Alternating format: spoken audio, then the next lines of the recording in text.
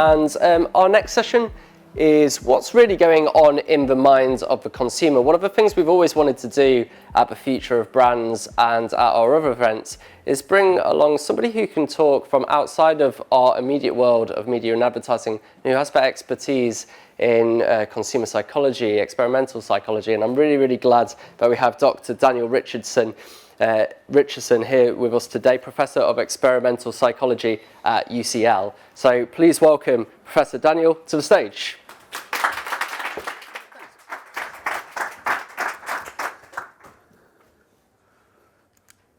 All right, good morning. Interesting font choices there. Great. Hello, thank you very much for having me. It's nice to leave the ivory tower and be amongst you in these much nicer venues than we have. So I'm going to talk very briefly for about 20 minutes to try and give you some sense of what experimental psychology, what neuroscience can say about the mind of the consumer. In general, there's different things that neuroscience can give us. One thing we can contribute is if you take some neuroscience facts, things like there are left-brained and right-brained people, you only use 10% of your brain, there are different learning styles, you have a lizard brain that makes all your unconscious decisions. All of this is complete rubbish.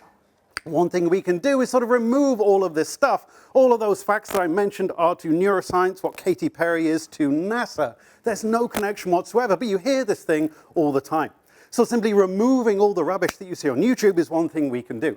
There is good science about consumer decision making. We know what's happening in the brain when you make a purchase, how you're integrating money information with brand information, how you're calculating risk and reward. We can map out the neuroscience of that and tell you about it. That might be of use. The other thing that we can do is use neuroscience as marketing. People are very interested in themselves. They're very interested in how the brain works in general. So it's a good hook that we've provided brain facts to people, and that's formed part of their marketing. Also, you can use neuroscience to answer questions that you might have about your product. Why is it that this thing works? What is it doing in the mind of people? You can use it to find answers that might then inform how you sell your products. Okay, so how can neuroscience be of use? Let me give you sort of a personal answer to that question. About 10 years ago, my friend Joe Devlin and I got a bit bored, sat in the ivory tower. We thought, how can we use all this science to be of use? So we set up a consultancy and said, bring us your neuroscience questions and we can answer them. And we've done lots of random things like looked at experiential marketing. So that's the world's deepest nightclub that was in Venice underwater with rave music everywhere and people swimming. This was a thing put on by Desperados beer. This is part of the Desperados lifestyle. And they thought that this had an effect on people, a psychological effect. And we investigated that and we found evidence that indeed, if you experience this crazy underwater nightclub, you become more creative. We can put a value, we can measure how much it actually changes people.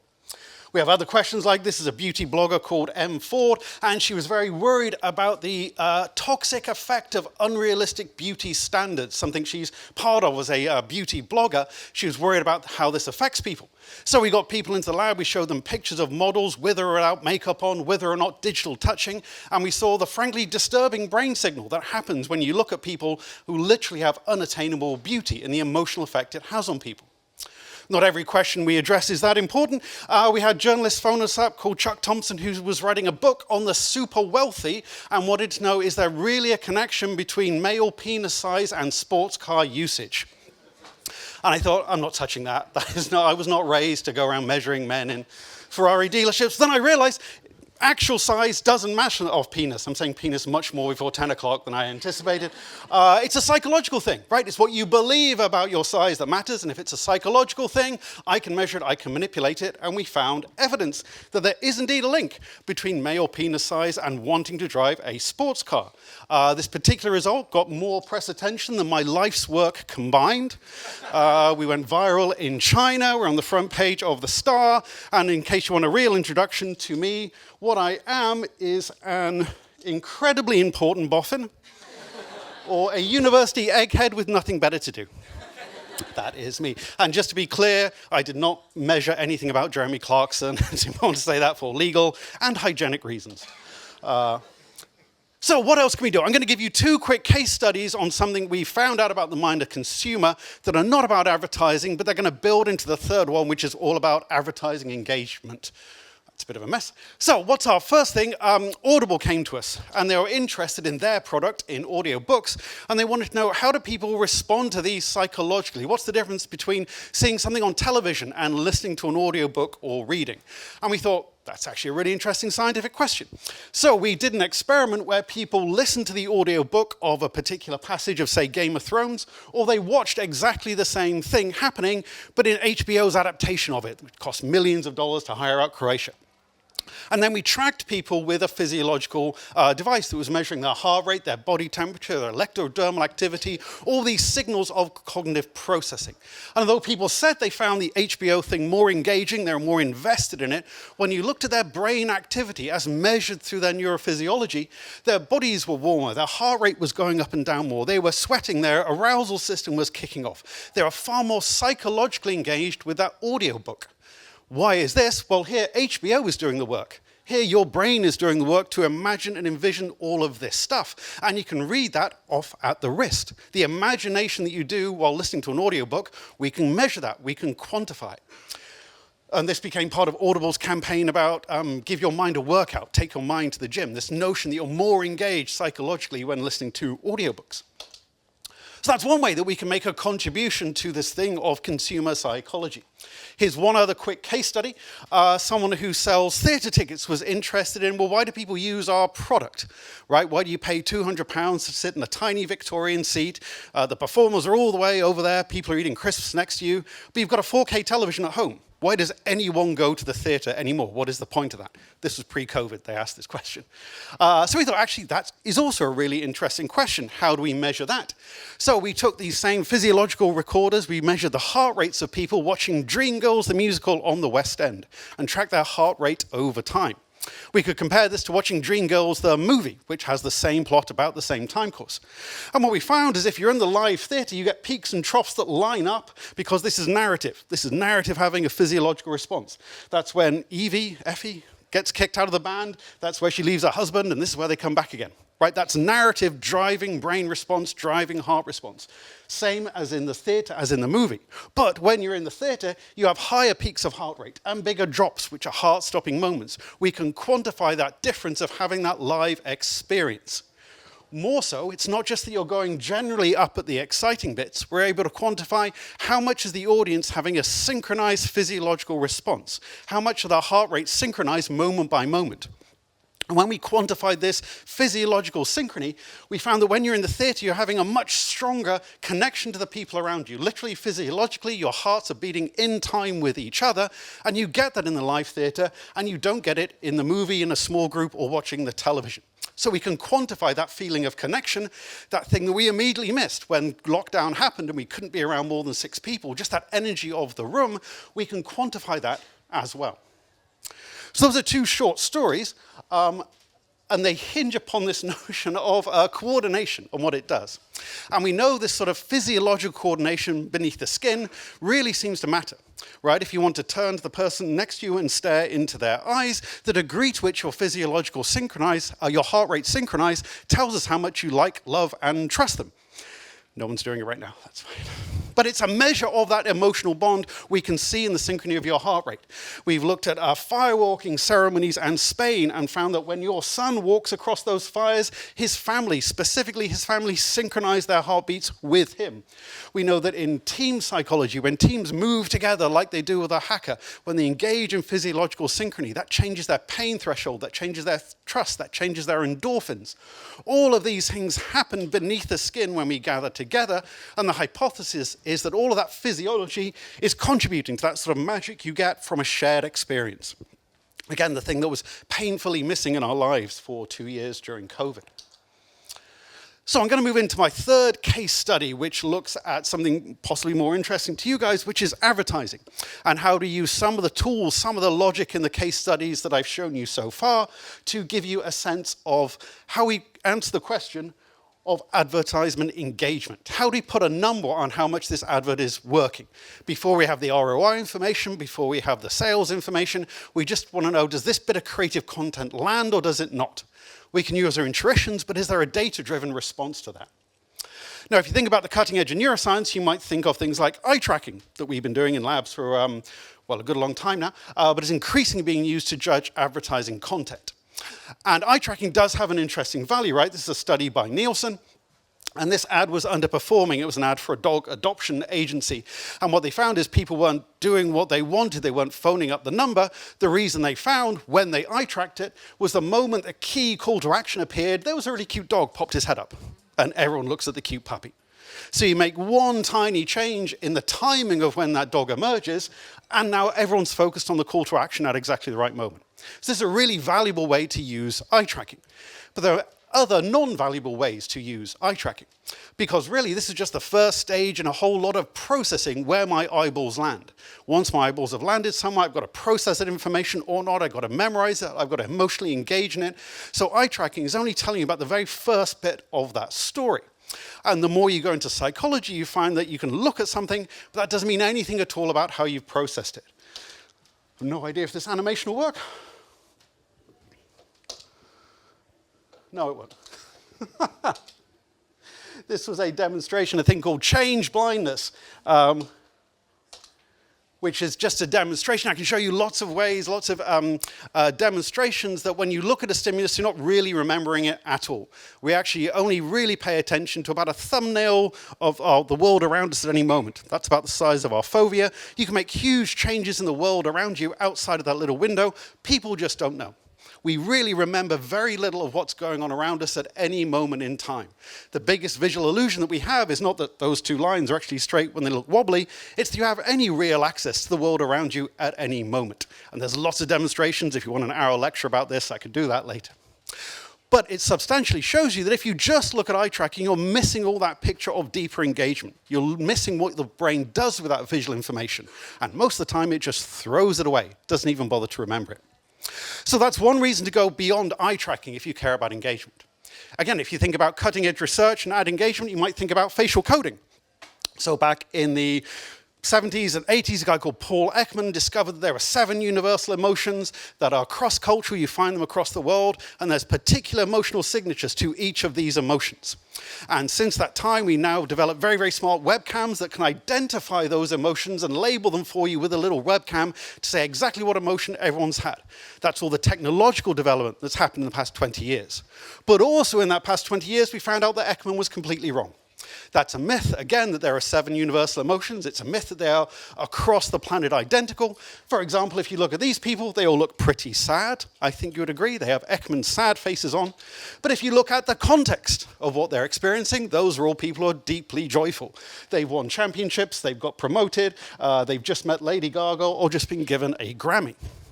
Right? But if you just look at the facial expression, you get completely the wrong picture. And in fact, it may surprise you to know that the consensus in psychology is there's no evidence that people can reliably, accurately infer a mental state from a facial expression. The science of facial coding is fundamentally misplaced, although the gadgets are really neat. So what can you do if you want to know about advertising engagement? Well, about 10 years ago, there was a different answer to that story that drew on this notion of synchrony that I mentioned in the context of live experience. This work of Domachowski et al., and he studied these adverts that are on during the Super Bowl, the most expensive bit of advertising on the planet. And what he did was take a set of those adverts, give them to 20 people, and get them to rate how good you think this advert was, how successful is it going to be, and then there was a success matrix of how many YouTube's hit they got, how many reshares. They had a real-world measure of success of that advert. And he found he's able to predict the success of the advert, not by asking people, but by measuring their brain activity. And not looking for brain activity in a particular place. There's no golden spot that says the people love that advert. What they did was quantify how similar the brain activity was across 20 people. And if there's similarity, if there's coordination, if there's synchrony in that brain signal, that predicted a more successful advert. And it predicted it better than the explicit judgments of the people. So again, you measure the synchrony in a signal amongst a crowd. That's telling you something really interesting about the depth of processing and the engagement in that stimuli. We thought this was a neat idea, so we decided to copy it. We didn't use EEG because that's expensive and a lot of numbers. We used those same sensors that we took to dream girls that we measured heart rate with. And we looked at the signal of EDA, which is galvanic skin response, how much you're sweating, which is an indirect measure of a physiological arousal system. And what we found is if we show people movie trailers, we track the time course of their physiological arousal, we put a number on how synchronized they were, that predicted the global box office sales of those movies a year later. We were quite surprised that this worked, to be honest, so we tried to replicate it. We looked at Kickstarter videos that are asking for investment in a new board game or a pair of socks. Again, we tracked how similar was people's physiological response to those calls to action, and we found the degree that people had a synchronized response predicted success. So again, we've had many sort of demonstrations that this seems to work. And we can use this for A/B testing of adverts. So this is an example from EDF that had 2 adverts for their energy stuff. One was all about how much money will save you. The other one was how we're going to generate green energy. And it's a hunch, you know, which of these is going to land better with consumers? What do we care more about, the money in our pocket or the environment? And we could trade hunches or we could collect data on it. And what we found, slightly surprisingly, is there was much more engagement in this green message than there was about the pound in your pocket. We can quantify that difference in engagement. We can use it not just for A/B testing of things, but also looking at the time course. So one way we measure the success of adverts in the applied world is use something like System 1 that gets people to make lots of little micro judgments about how much you like this. But that's a very weird thing to do because you're measuring engagement in the advert by disengaging people in the advert and asking them to press a button. Right? You're sort of destroying the thing you're measuring it by asking people to do that. One neat thing about this technology is we can just strap a sensor to your finger, leave it on, and we get a time course of synchrony. So you can look at moment by moment, how do these things land? So this is one famous advert that I'll play for you. This is the facial coding data, and this is our physiological data, and I'll show you how this changes across time. Hopefully we'll have some sound on this.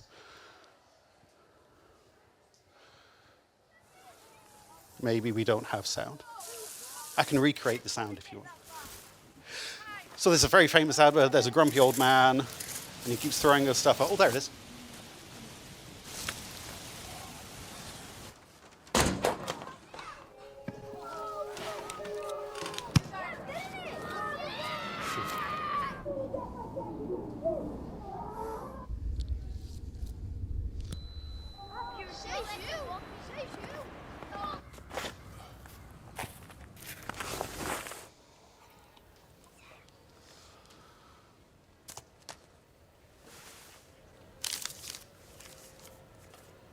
You'd have to throw that one back, Mr. Thompson.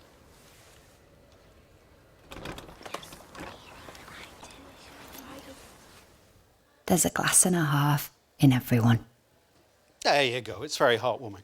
Now, if you look at the facial coding, you get about 5% of people, the end is very low here, giving a tiny smirk at the end, because there's a little bit of emotional payoff. 1 in 20 people will give a smirk, and you can pick that off.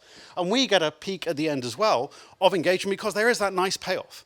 But we get a much bigger peak here that doesn't show up in an expression. What's going on here? Well, that's the emotional engagement. That's when the story lands. That's when the conflict is there, because there's an old man, he's getting grumpy and grumpy, he doesn't like the kids next door. That sets up the drama.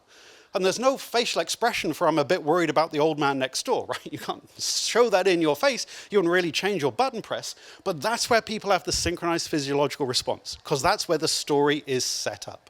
And we can read that off in the time course. And there's even really interesting things. There's a little bump in the chart here, there's something happens I didn't even notice when I watched the video, which is that little bump there. He goes to flick the switch on his hearing aid, and you think he's going to turn it off so he can't hear them, but he turns it on because he loves the sound of the children next door, right? That's that little emotional hit there that we can pick up in our data. So it's a very sensitive measure, we think. We've shown this in lots of different ways. This is quite a nice advert about, I think it's Android, and it's about going to school, and the paper gets bullied but gets rescued by the scissors get bullied, they're rescued by the stone. It's about helping each other. And it's a really nice story, but what we did is mess it up a little bit. We did a few edits, so you can still tell the story, but it's not told as well. The stuff is just a little bit out of sync. And if you re-edit this to mess it up a little bit, again, we can see the difference, right? You can pick up that skill of editing and storytelling. We can pick up very small changes in that narrative with this sort of data. Again, we can look at the time course of all of this stuff. This is a very, very poorly performing advert and a set of Tesco mobile adverts that we looked at. And you get a peak of engagement when you say we've helped 250,000 people. You get a peak of engagement when they say you can save £250, but then it bubbles away while all the details of the products and everything else, people really lose interest from now on. If you compare it to this one, it's the same product, But here is much more visually rich, and there's a story as well. So you get some peaks of engagement early on where he enters the store, where they say something about club card points, but then at the moment when they're giving all the details, they change the story element, and he starts riding around in a trolley and getting shown around. So you've got the narrative there is giving energy and is giving engagement to all those facts that are being presented. So again, the notion is that we can tap into this engagement, this narrative engagement, and start giving people answers. My wrist is vibrating to tell me that is the end of my story. What I've tried to give you is a sense broadly of how neuroscience can contribute to what you do, and specifically how you can use things like neuroscience and physiological engagements to track moment-by-moment engagement in advertising content to help inform and shape creative decisions. Thank you very much for your time.